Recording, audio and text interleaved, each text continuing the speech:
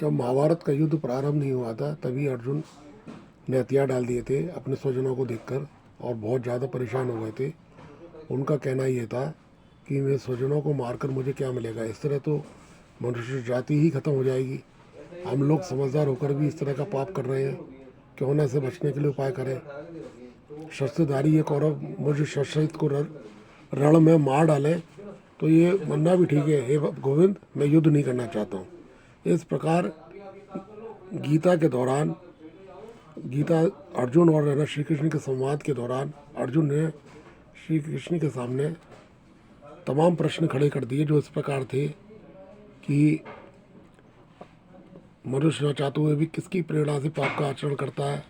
आपका जन्म तो अब हुआ है और सूर्य का जन्म बहुत पुराना है, तो मैं कैसे मान लूँ कि कल्प आदि के युग में को आपने सूर्य के प्रति कहा था। कभी आप सन्यास की प्रशंसा करते तो कभी निष्काम कर की।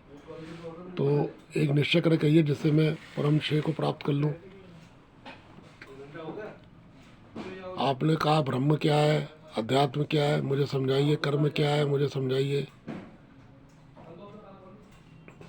जिन विभूतियों का आपने वर्णन किया उन्हें मैं प्रत्यक्ष देखना चाहता हूँ।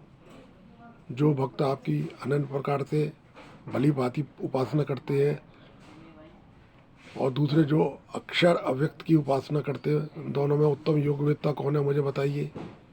क्या मनुष्य शास्त्र विधि को त्याग कर किंतु श्रद्धा से युक्त होकर यजन करते हैं, उसकी गति कौन सी होती है।